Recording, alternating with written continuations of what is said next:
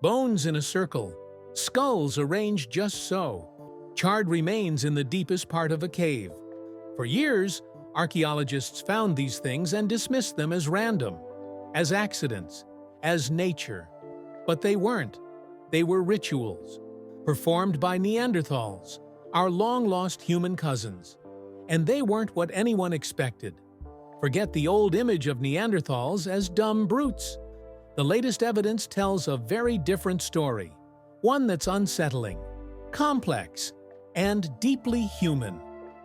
Today, we uncover the dark truth behind Neanderthal rituals, what they did, why they did it, and what it reveals about the primitive minds we thought we'd left behind. This isn't just ancient history, it's a mirror, and the reflection might just shock you. For decades, Neanderthals were painted as the caveman cliché, stooped, simple, survival-focused. But recent discoveries have forced scientists to rewrite everything we thought we knew, because Neanderthals didn't just hunt. They didn't just survive. They remembered, they mourned, and they may have worshipped. One of the first major clues came from Shanidar Cave in northern Iraq. There, archaeologists found Neanderthal skeletons that had been carefully buried, some over 60,000 years old. In one grave, pollen was discovered, suggesting that flowers had been placed with the dead. Not just a body dumped in a hole, but a burial with meaning. Then came discoveries in Spain, at sites like El Cedron. There, researchers uncovered bones with cut marks and burning patterns that suggest something more than simple meals. Were these funeral rites, ceremonial cremations, or something darker? And deep inside caves like Bruniquel in France, scientists found circles made of broken stalagmites, over 170,000 years old. These weren't natural formations. They were arranged deliberately in total darkness, at a time when Neanderthals were supposedly incapable of symbolic thought. So, what does it all mean? It means Neanderthals weren't just reacting to the world. They were interpreting it. They had beliefs, rituals, about death, nature, and perhaps even the supernatural. The evidence isn't always neat. Some bones appear to have been processed for meat, possibly cannibalism. Other sites show fire used in strange ways, or animal bones placed near skulls. It's messy, it's rare, but it's consistent across Europe and the Middle East. And what's clear is that Neanderthals weren't doing these things for fun. They were doing them for a reason. Whether to honor, to remember, to protect, or to fear. They were human in ways we never expected, and their rituals might have been the first echoes of religion, of grief, of myth. But why would a species just struggling to survive spend precious time and energy on ceremonies? The answer lies in something even deeper than culture, something wired into our brains and theirs. Let's explore that next. We'll see why ritual wasn't a luxury. It was survival. To understand why Neanderthals engaged in ritual, we need to understand what ritual does, not just what it looks like. Rituals are more than routines. They're symbolic acts. They give structure to the unknown. They help process grief, reinforce group identity, and calm the chaos of life. And for a species like Neanderthals, living in small, vulnerable groups amid ice, predators, and constant danger, this kind of meaning-making was essential. It's easy to imagine that when a member of the group died, the survivors didn't just walk away. They stayed. They arranged stones. They placed bones. Maybe they lit a fire. Maybe they spoke or sang or sat in silence. Why? Because the dead mattered. Because memory mattered. Because doing something, anything, was better than the void. Modern psychologists would say these acts helped Neanderthals manage stress. Ritual can soothe anxiety, reinforce social bonds, and give people a sense of control. Neanderthals likely felt those same emotions, even if they didn't name them. There's also evidence that rituals helped teach the young. In some sites, animal skulls were placed with care, suggesting a story, a symbol, maybe even an origin myth. Imagine a child asking, "Why do we bury bones?" The answer might have been a tale passed down through generations. Not science, but story. Not fact, but meaning. These rituals weren't uniform. Some were gentle, like burials with flowers. Others were harsh, like bones stripped of flesh, burned, rearranged. Some scientists argue this points to cannibalism. Others say it was ancestor worship or attempts to harness the dead's power. We don't know for sure, but we know they weren't random. Even the locations mattered. Deep caves far from daylight were used repeatedly. These places were dangerous, dark, cold, filled with wild animals, and yet Neanderthals went there. On purpose, to leave symbols, to perform rituals. That's not practicality. That's reverence. That's mystery. And here's where it gets more compelling. The oldest of these rituals predate Homo sapiens in Europe, which means Neanderthals didn't learn them from us. They developed them independently. This isn't mimicry, it's convergence. Two human species arriving at similar behavior, driven by the same needs. So when we think of rituals, we shouldn't picture torches and chants. We should picture a small group huddled in the dark, saying goodbye, or hoping for luck, or begging the earth to be kind. That's where ritual begins. But in the next part, we'll go deeper, because some of the darkest rituals we've uncovered suggest that fear, and maybe even violence, played a role in the Neanderthal mind. Rituals are often seen as beautiful, sacred, peaceful. But what if some Neanderthal rituals weren't? What if they were terrifying? Let's start with the evidence. At sites like Moulin-Gercy in France and El Cedron in Spain, researchers found Neanderthal bones with marks of butchery, cut marks, broken marrow bones, and signs of deliberate defleshing. These weren't random animal attacks. They were systematic, human on human. Cannibalism? That's the theory.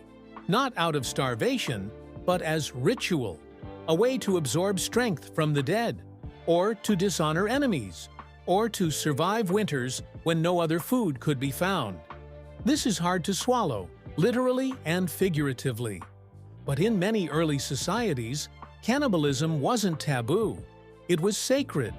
And while we can't know what Neanderthals believed, we do know this. The act was repeated and patterned. That suggests meaning. Then there's the use of skulls. At several sites, Neanderthal skulls were discovered separated from bodies, sometimes placed in prominent spots. Some show polishing or damage consistent with being handled or displayed.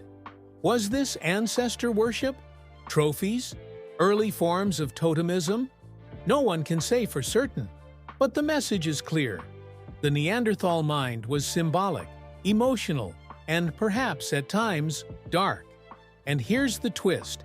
These behaviors mirror what we see in early Homo sapiens. Modern humans also engaged in cannibalism, in skull cults, in bone arrangements and cave rituals. The difference? We've long considered those the beginning of culture. But when Neanderthals do it, we call it primitive, brutal, even monstrous. That's the contradiction. We've spent decades assuming Neanderthals were less human. But the more we uncover, the more we realize. They were just like us. They feared death. They mourned. They sought meaning in bones and shadows, sometimes with grace, sometimes with horror. And that tells us something uncomfortable. Ritual isn't always about beauty. Sometimes it's about power, control, dominance, desperation. The dark truth is this: the roots of religion, burial, and myth might not lie in peace and harmony, but in blood and bone. Still, think of Neanderthals as simple cavemen? The next part will change that for good, because we're about to walk into the cave where it all happened and see the world through their eyes. It's dusk, The air is cold and thick with the scent of damp earth. A group of Neanderthal. It's dusk. The air is cold and thick with the scent of damp earth. A group of Neanderthals moves silently through a forest in what is now southern France. They are not hunting. They are not migrating. They are going somewhere specific. Brunicle Cave. They approach the entrance slowly, reverently. It's dark inside, deeper than any daylight reaches, but they know the way. Each member of the group carries something: broken sticks, animal bones, pieces of stone. One carries the remains of a body, perhaps a child, wrapped in hide. They descend into the cave, using fire only briefly. Most of the journey is in darkness. The walls press close, the ceiling lowers, and then they arrive. In the heart of the cave, 300 meters from the surface, is a ring, not made of fire, but of stalagmites, dozens of them broken off and stacked with care. In a circle, a structure in the pitch-black dark, built by hands without maps, without light, without blueprints. This is no accident. This is a ritual site. The Neanderthals place the bones at the center. Maybe they chant. Maybe they sit in silence. Maybe they simply feel grief, awe, fear. Whatever they do, it has meaning. The ring was there before, and it will remain long after. Back above ground, this moment is forgotten. The forest swallows the sound. The people move on, but the cave remembers. 170,000 years later, scientists crawl through the same passage. They gasp at the sight. Circles of stone, untouched, burn marks, signs of presence, something no one thought possible. Neanderthal architecture, Neanderthal intention. They date the site, too old for modern humans, too complex to ignore. And suddenly, everything changes, because this was not a shelter, not a campsite, not a food stash.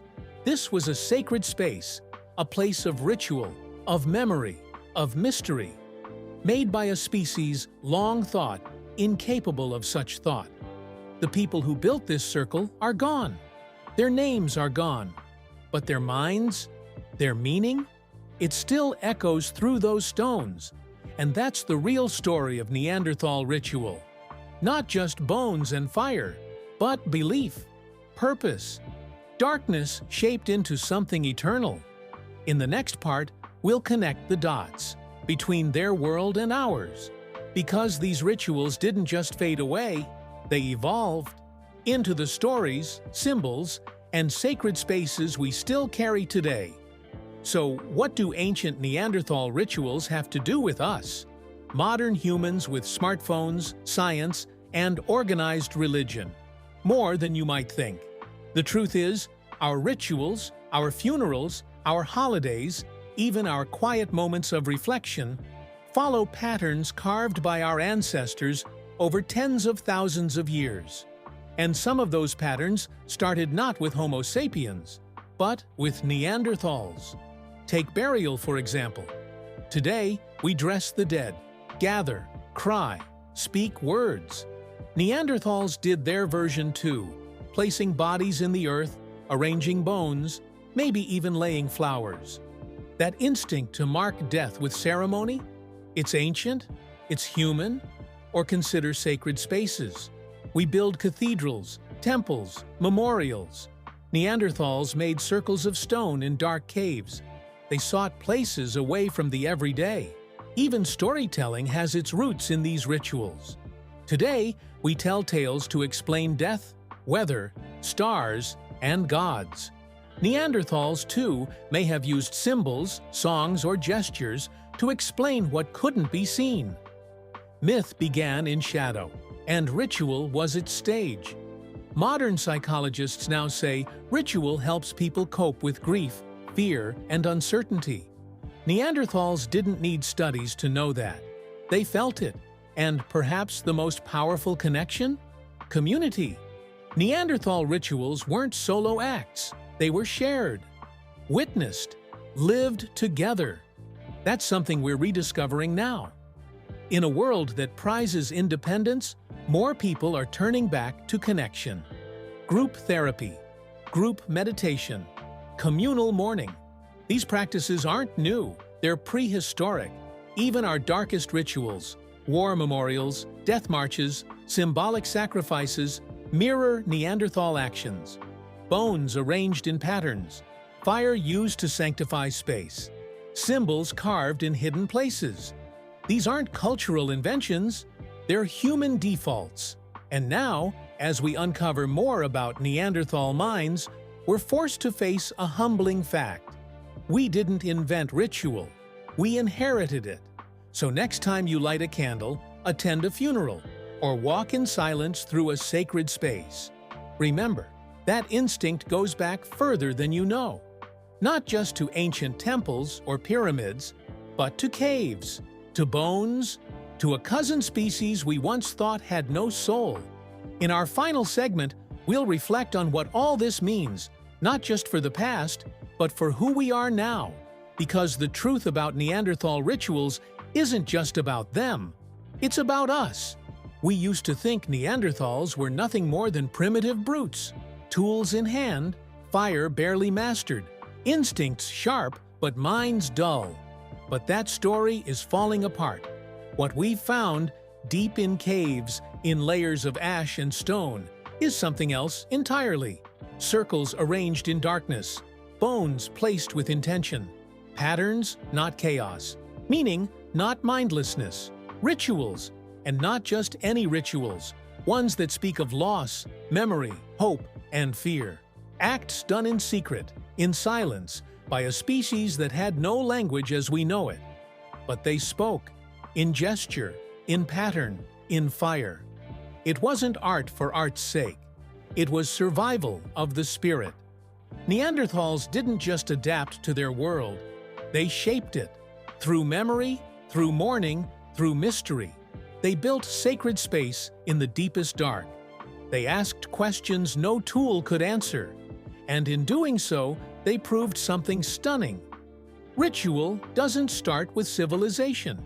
It starts with consciousness, with awareness that life is fragile, that death is real, and that something more might exist, just beyond the firelight.